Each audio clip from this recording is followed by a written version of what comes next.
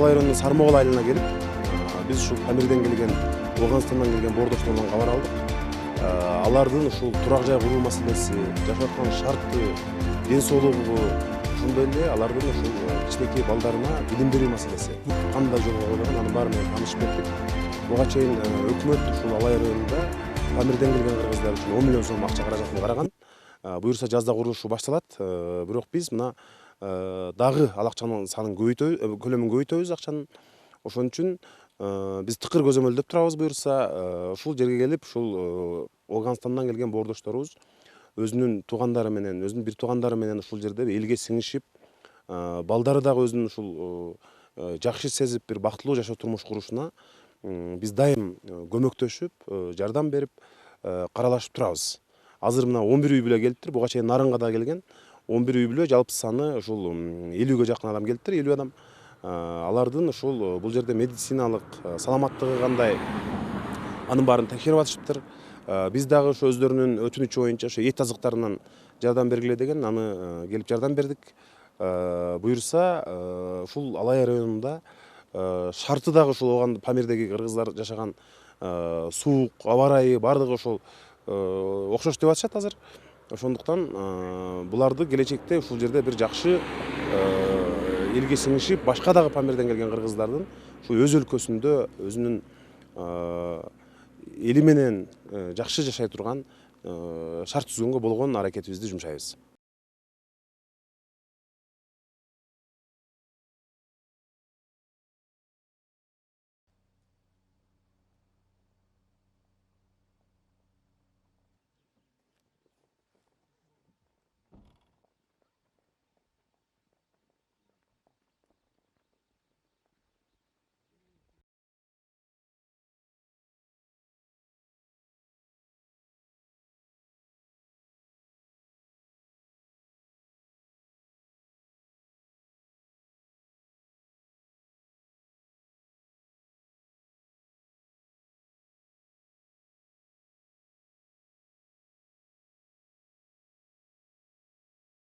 Алейкум ассалам, кандайсыздар? Келдиңиздерби аман эсен? Бул жигит Ошто студент азыр. Нарында барганда, Нарындан дагы кабар алып, анан жакшы окугула деп бул досу менен бир ноутбук белек кылгам, Бир ноутбук белек кылып, анан Ошмуга студент болушту. Жатаканага киришине жардам берип, өткөндө жогорку кеңештин бир ыраазычылык катын берип буну Сергейге тапшырдым, досуна. Бул студенттер Ошмуда. Дайыма кабар алып, байланышып турабыз, Туурабы? Дайыма. Нарынга барып дагы жакшы окугула деп өткөм. Бияктабы?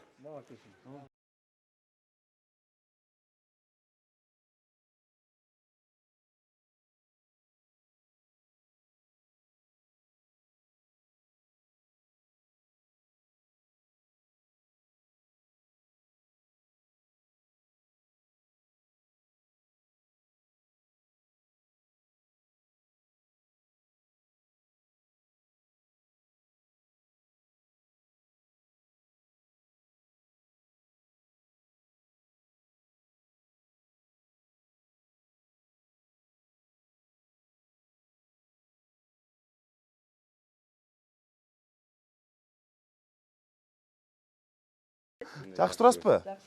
Атыңыз ким сиздин? Аманулла. Аманулла аке. Жакында келдиңиздер. Келе бериңиздер, мындай отура бериңиздер. Бияка жакын. Азык түлүктөн кыйналбадыңарбы? Ал жактагы туугандарыбыз кандай, боордоштор?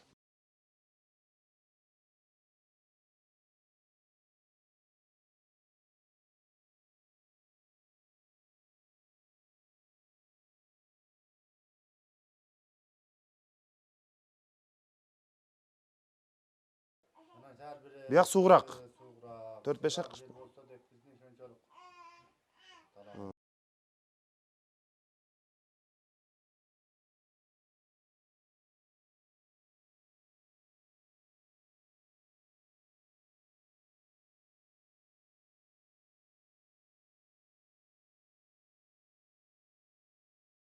Жылуу эме жакшы, эми Кудайга шүгүр. Баарына Кудайга шүгүр деш керек. Кудайга шүгүр деш керек. Кандайсыздар? Жакшысыздарбы? Аман эсен келдиңизби? Шүгүр. Жакшыбы баары? Көнүңүзбү? Көндүк. Ошондой болсун. Жакшы көндүк. Yerге келсеңиз эми баарын үйрөт. Билим алат балдарыңыз. Жакшы болот.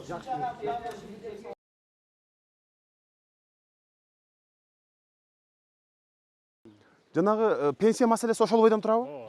Эч күчүбүз жетпей атат ушуга. Жанар бул болбойт экен. Себеби Кыргызстанда 400 канча айыл өкмөт бар экен. 95-жылдан берги менин түшүнүгүмдө 95-жылдан берги жаңы мораторийди жоя турган болсо бардыгыга үлүшкө жер беришкен.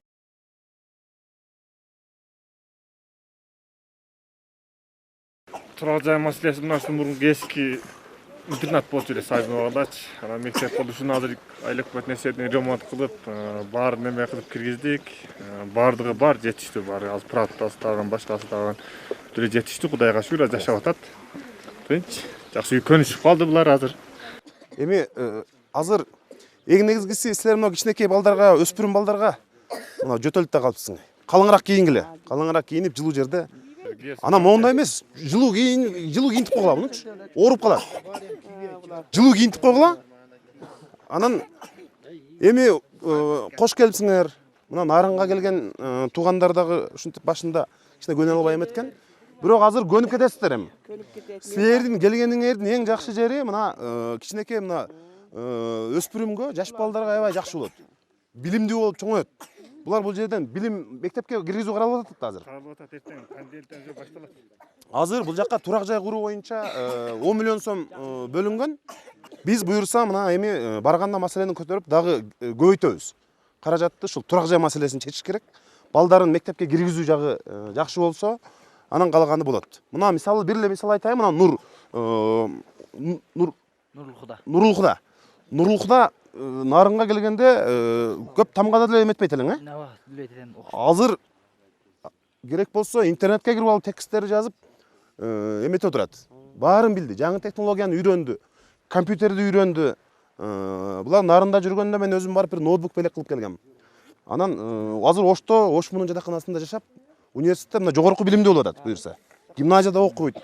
Эми силердин балдарыңар дагы тамга таанып, чет тилдерин үйрөнүп, мына буюрса Нурулхудадай болуп билимдүү болуп өсөт. Ошол жагы жакшы болот буюрса. Кош келипсиңер. Анча-мынча маселе болсо айыл өкмөт, жергиликтүү бийликтерге кайрылсаңар, биз дагы ушул аркылуу байланышып өтөбүз. Башында мына мен да mana şu Сакмыкол айылынын чечен себетмин. Келип турам, күнүгө келип кабар алам, келиндерден сурайм, эмне эркам, кандай кемчилдигиңер бар деп үйрөтүп турам. Айылдын чечен себеттери келип кабар алып турабыз күнүгө. Азыр да келдим, эде келип сурап. жалпысы 10 бирөө келдиби? 11.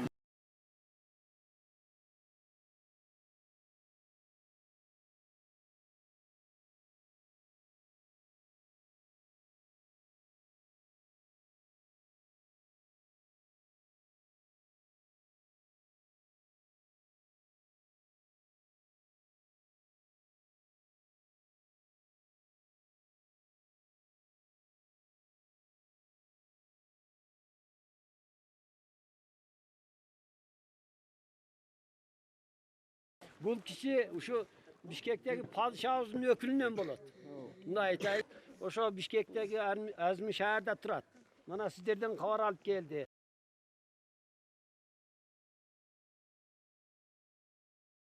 Келчи кел. Кел. Кел, көрчү. Ай Азамат. Көтөрүп коеюнбу? Ой, мына. Атың ким? Атың ким? Гүлчирабы? Гүлчирасыңбы? Ай Азамат, жактуу бер, жакшы экен? Жакшы болот, телевизор көрүп, китеп окуп, билим аласың, Ай Азамат. Гүлчира. О, мына Гүлчираныкына кийинишиң керек да.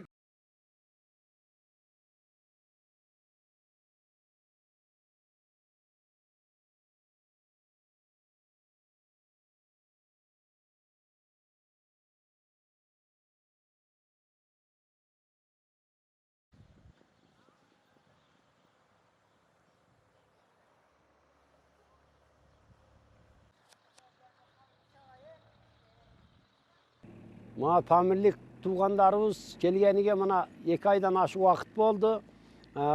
Биздин мына интернатта жашап жатышат, көнүшүп калды. Өкмөт тарабынан бардык шарттар болду, көмүр түшүрүп бердик. Биз болсо мына ушу Сармагөл эли утуруп барып, мына айылдык депутаттардан барат, имамдардан барат, мына айылдын аялдар совети барып утуруп кабар алып, булардын акыбалдарын сурап турабыз. Көнүшүп калыштылар. Жакшы, эми кичине суукка неме болуп жатат. Бирок көмүр түшүрүп берген айыл өкмөт. Бардык шарттар бар. Кудай кааласа эми жазга чыкса бир үй салып берсек, биздин эл менен эл болуп кетет деген ниетибиз бар. Бүгүн мына айылыбызга депутат Жанар Акаев келиптир. Рахмат. Мына şu Afgandык кыргыздардан келип кабар алып, союшуну берип, азыр союшуну союп келдик. Рахмат, ишиге ийгилик болсун. Жанар үкемдин ден соолук болсун. Şu кыргыз үчүн, кыргыз эли үчүн ушундай кызматта жүрө берсин деп тилейбиз. Мен атым Ниметилла. Мамараимов Ниметилла. пенсиясына барам.